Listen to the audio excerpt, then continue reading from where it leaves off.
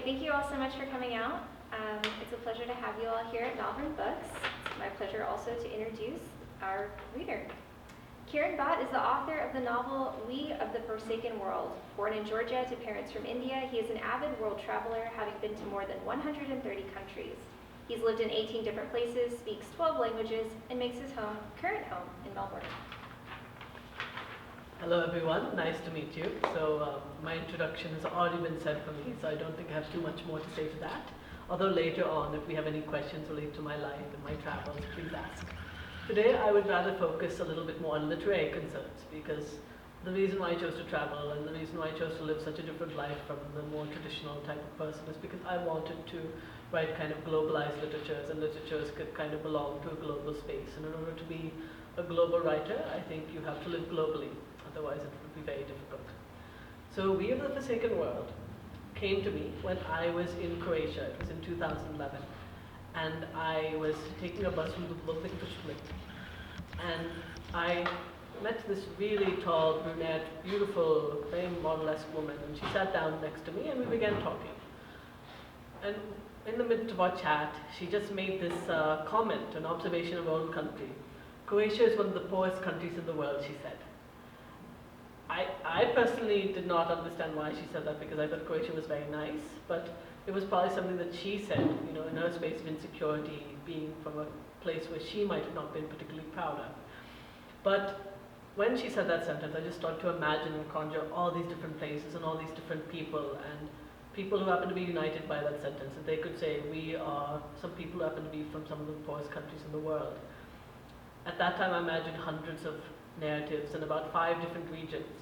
But over many years of traveling and working on my books and writing, I decided to cut them down, or rather the world of publishing decided to cut them down for me. So my book became 4 regions and 16 narratives. The first region is a giant metropolis of the rising world.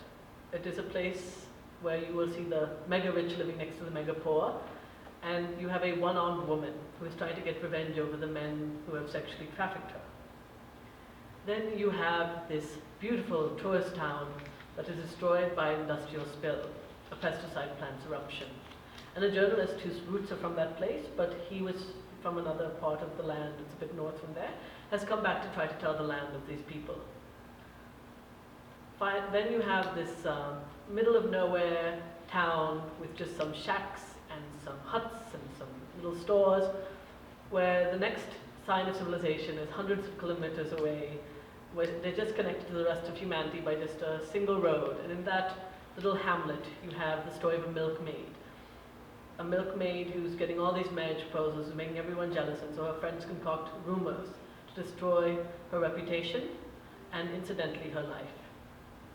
And finally, you have one of these uncontacted tribes that you will see in places like Papua, the Amazon, where inside of themselves are just trying to find the next chief, who should be the next person who will be the leader and ruler of that clan. But unbeknownst to them, loggers are coming and they're starting to destroy their sacred earth and claiming it as their own. These are 4 lands which make up We of the Forsaken World. 4 places which, by the narrative of globalization, are forsaken. They're the parts of the world where people from a more privileged position would say, all the bad things happen here, life is pretty horrible, nothing good is coming, etc. But I wanted to take this space and create a protest around it. I want to show multitudes of people whose lives are actually pretty normal and pretty decent and pretty intense in good ways and bad ways. You know, I wanted to show a rich multitude of life. And I wanted to do so through the language of globalization, in that in our globalized space, regardless of where we're physically from, we can now collaborate, communicate, and discuss among people no matter where they're from. Like a person who's based in Moscow can meet someone in San Antonio and connect without any sense that these are 2 people discussing from very different lands. And so I want to create a web of language that would reflect that in a linguistic and structural context. So in the book you have these, like for example on page 73, you have these webs of language where on one side a narrative is ending and on the other side a new narrative is beginning. And through these webs the characters almost intersperse in dialogue between each other until a narrative ends and then a new narrative is going to begin. Hello. So this is the way that the narrative connects people who are not by the same physical space, but please sit down, but who happen to be being united through this kind of language of globalization. So why don't we read a little bit from the book so we have a little bit of a better understanding of how the book is structured. So first let me explain it to you. You have an introduction, which is just me trying to explain to readers why I chose to write this book. Then we have maps that me and my publisher worked together to design. And then the book begins. It is structured through 4 kind of clouds of stories, with each 4 sections having 4 narratives that are interspersing together through these 4 imagined worlds. And each narrative of the 16 people, I think, is very rich in language and sounds very different. Let me illustrate that just using some little examples from the stories. Let's look at page 3, for example. I'll just read just a paragraph so you can understand the difference in the voices. The first voice. A cloud of yellow gas from the pesticide plant had descended over the ring of houses around the lake and killed thousands of our people. My only son, his wife, and their daughter were sent to the hospital. A few days later, I received news from a nurse that they were dead. Shrouded corpses were piled along the streets. Friends had thrown out their dogs in the soil. The smell in town was of flesh and mold and pee. The journalist asked if my wife was religious. I had nothing to say. This is a very stark and direct voice, just very directly telling the tragedies that have happened to these people in these worlds. Let's do another one, page 50. Pitter-patter, crick-crunch among the leaves. After the events of the previous moon, the chief's son came to my tent and wanted a word with me. He kneeled to the ground outside and tapped his chest twice, then held his hands there for another beat. It was a greeting to a respected elder. Monkeys were rustling in the finger trees as the wind blew the roof twigs flat. I was about to invite him in when I noticed a dark spirit in the shadows, a hovering figure stabbed with arrows, with 2 seething holes where its eyes should have been, and a grasping hand. I took 1 step outside of my tent, kneeled in the moss, and stared into the 2 stains in the voids of its eyes. I threw one of the snake's heads at it, and some of the powder made from the bark of the neighboring trees. I danced with a stranger and chanted to it, and it alone. This is the shaman. She has this very kind of authoritative, melodic, mystic voice to her, as the shaman of a tribe. Let us go to the big city. Now the question was, whose necklace was it? Oh, page 90, sorry. The question was, whose necklace was it? The area around my cot was a mess. Napkins and plastic bags to the left, the remains of someone's hamburger splattered all around the right. Luckily, I had good eyes for scouring from all those years handling peanuts and spicing them with just the right amount of pepper or cinnamon and salt, so it was easy to see what was glimmering and shining on the cobblestone. It would have been nice if that business lady in the gray suit with her hair in a bun had been paying more attention to her phone or peanut order when I scooped it up. Same thing I thought, seeing all those boys with holes in their pants drawing something with sticks in the trash. If they were the sons of those who I thought they were, that homeless woman who lived on the alley a block or 2 off the Grand Founders Plaza, they could have also been fishing for fancy things. 11 o'clock to 2 o'clock wasn't the time to be thinking about anything other than the price of salted peanuts versus caramelized ones in the first place. I sat back in the corner where my cart was, pushed my feet against iron wheels and leaned back in my chair, all the while discreetly maneuvering the find of the day into my pocket. So he has like kind of this very street smart, kind of like a peanut vendor, a little bit of a humble voice. And then let us go to I've not done the village. Let's do a voice from the village. Let me find the voice from the village. Yes, we can do this one. I blessed them. Oh, page 34. I blessed them with the deepest aches of my breath, knowing full well that I could help him. I agreed to take this long sojourn on my lunch break, en route to my friend's house, to solve the situation regarding his son's marriage. God knows I had kneeled by the side of many a former glue addict and palm wine drinker, and through my counseling, many of them had seen the light of the divine. If I could mend their spirits, why couldn't I deal with a little boy and his future wife? God did whisper a warning that these 2 would be difficult to redirect. I wouldn't say harder times would be falling in this village of mine. I have known it for a good 3 decades, almost 4. People slaved away for a cent when I was growing up, and people slave away for cents these days. The problem is that I could count my 10 fingers faster than I could count the families that live in the name of God. It is not that I discard the gods of others. I myself was giving sacrifice to the lightning in the land until I was in my 20s. Let them be known as gods. Let them be known as our saviors. We are all tied down to this earth due to our higher beings, and they guide us to do good work. But I've done missionary work for a good 13 years now, and let me say this, I have traveled from the end of the creek to the hills on the other side of the cow estate. I have counted almost every one of the 33 Hamant huts that one encounters on these fields. I myself live in the only government housing complex in 10-kilometer radius. I could say strolling on this trail, passing by men and women who knew my family, who knew what I do, that the boys and girls under the age of 20 knew more about television characters and stories from the teaching, and that each and every person over the age of 20 was a proud and shameless sinner. So this is a very religious and kind of self-righteous type of voice, a pastor, a religious figure in the village.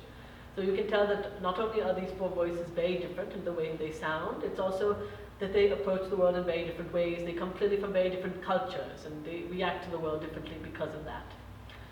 So this is not just, however, an experiment in showing how different and diverse voices around the world are. It's a way that we can also show how similar we can be, and also to show how people who have such distinct voices, who react into such different cultures, can also share moments of synchronicity through the space of language in the case of this book. I'm going to ask for some interactive help right now, since we're going to do the interludes, and I think the interludes are fun to do with another person. Now, Venkatesh, can you come here for a second? Come. You're going to do some work for me? Sure. All right, let us go to page, I really think the one that's really good is the one on page 73. Yes, this is going to start with the narrative of Milka. Milka is an interesting character in the village, and okay, Venkatesh, here on this side you have a narrative that's ending, and then it's on the left side like that, and then on the right side you have a narrative that's beginning. So just read on the left side, now read from the right side. Oh, sure. So yeah, and start with on the way. yeah, from here maybe. I could have made them so scared that they would think twice before they ever looked at a person again. Milka. On the way back to my home, the missus washing her copper basket outside was giving me a bit of mad eye. I was used to the staring, but I stared back. She put her hibiscus tea to her mouth and shrunk into a shawl. There were more puffs on her dandelion and strands on her scalp, and she spoke to this other friend of hers softly, paltry, whispered, and frail. These were the words I would have used to describe her. Job outside our hut. The boys were just outside our hut. The boys were coming home from their games, slapping each other's asses and laughing out loud at me. Remember that when one is, how to say, insecure, curt, and self-conscious all at once, it is easier to hide in the company of others. A wolf in a pack appears more daunting than one, especially when one is hunting a bear. I didn't care anymore. This was me at the end of the day, whether he wanted to be part of it or not. There is a reason why philosophers preach self-love over all else, because if we accept our own body or mind, no matter their condition, on the day when the clock reverses zero and our bodies become dust, we will be at the right place. I pretended to be one of those divas from the TV show I was meant to be, and let the dust lash my body like it was the cape I meant to wear. If the mind's a chalice, mine is with expired wine, and the outer rings of the cup, the words of Santi rang again and again. Just a year married and it's all gone? What a shame. So see, these are two very different Very voices. nice, very nice. So let's do one more. Yeah, You sure. can sit down. You sit down. I'm purposely trying to get people who sound different as well for a reason. Do you want to do your share? What's your name, good sir? Do you want to help me out? Sure. Yeah, come up. Yes, because also the different ways that we all sound helps to accentuate the, Yeah. those transitions. Okay. All right, let us do, I'm trying to find let's do page 21, sir.